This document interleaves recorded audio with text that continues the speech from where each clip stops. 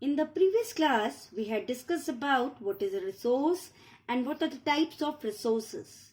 Now moving on, today we will be studying about development of resources, sustainable development, International Earth Summit, Agenda 21, resource plan in India and conservation of resources. Development of resources. Resources are the gifts given by nature to all of us, but are we using them very nicely? No. There are a lot of problems that are there in the usage of the resources, and some of them I have listed here. Look at the first point. Depletion of resources. Resources started depleting day by day only because we are satisfying the greeds of few sets of people. For example, let's say we are the privileged people, we use ACs, we use cars, we use other vehicles, we use so many things, and in that manner we have been using a lot of resources. And on the other hand, there would be poor persons who does not have car, AC, and they barely have food for 2 meals. Are they using the same amount of resources? Just think about it. Now the second point, accumulation of resources in few hands, which in turns divided the society into two segments. Again, this is a consequence of the first point, as the maximum resources are being used by the few individuals, which in turn divide the society into two sets, rich and poor, or have and have not. The third point, this indiscriminate exploitation of resources has led to global ecological crises such as global warming, environmental pollution, ozone layer depletion, and land degradation. Therefore, a fair distribution of resources among the countries, among the individuals, is essential for sustained quality of life and global peace, and that is our next topic, sustainable development. You have studied about sustainable development in smaller classes also.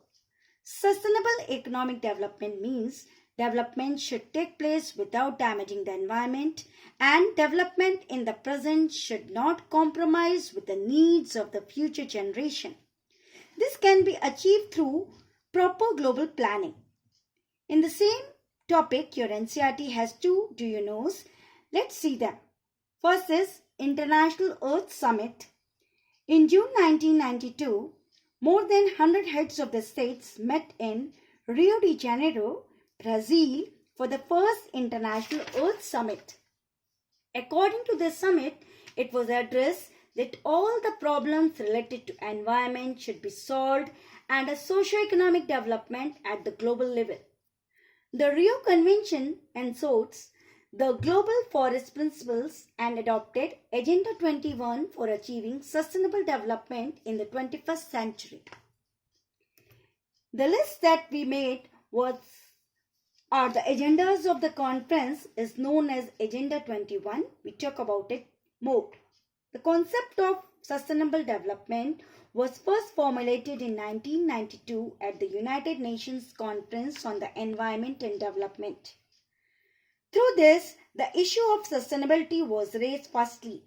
What it focuses mainly on are the main agendas that were hunger, poverty, illiteracy, sickness, including environmental protection also.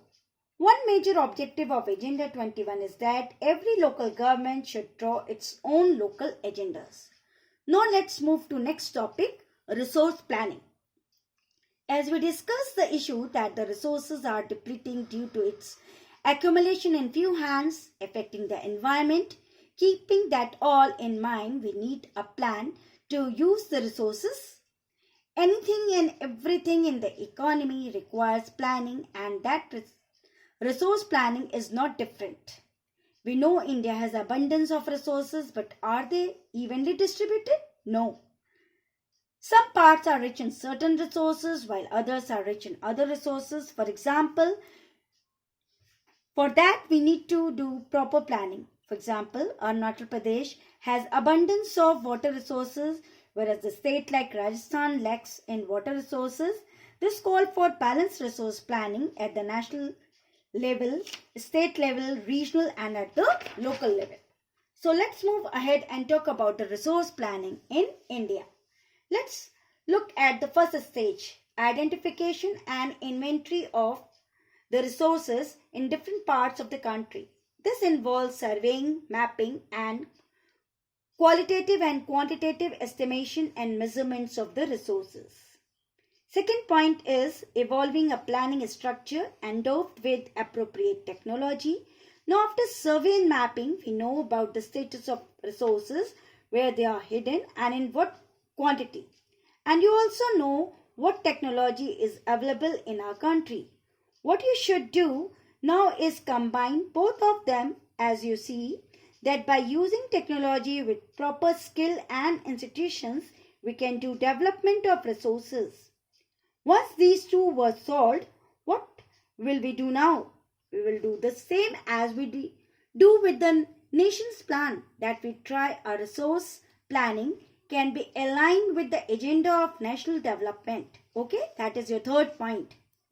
Yes, so keeping all of these points in mind, our country has made concerted efforts for achieving the goals of resource planning right from the first 5-year plan launched after independence, because they knew availability of resources is a necessary development condition, but mere availability of resources in the absence of corresponding changes in the technology, proper skill and institutions may hinder the development.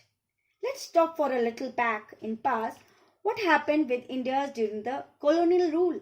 Yes, some countries like India, Africa, they are the naturally very rich in resources and became the main cause of attraction for foreign invaders. And in our case, those foreign invaders were Britishers, right? Technological development of colonizing countries helped them to exploit resources of the colonized nations. India has realized that development in general and resource development in particular does not only involves the availability of resources, but also the technological quality of the resources and the historical experiences of the people. So next topic is conservation of resources. We studied resource planning, sustainability. Now we learn how to do conservation of resources. Look at the first point. Irrational consumption and overutilization of resources may lead to socio-economic and environmental problems. Without thinking about the after effects, we are consuming the resources, overutilizing them, be it a water resource, land resource, or any resource we have been overutilizing it as a human beings, right? If we continue doing this, there is going to be a social and economic level of environmental damage. So we first recognize that we are over exploiting and doing consumption on an irrational basis. Second, we need to conserve resource not only at the national level but also at the state and local level. Then only the problem is going to be solved. Gandhiji was smart enough to realize this, because he said there is enough for everybody's need and not for anybody's greed. Okay? He was against the mass production and wanted to replace it with the production by the masses. On the same, a book was written, or Common Future, which was written by Brundtland Commission report, and this book talks about a sustainable development. A Small is Beautiful was written by Schumacher in 1974 based on Gandhian principle. That's it for today. Please find the attached PDF containing the questions and answers of this portion. Thank you until next time.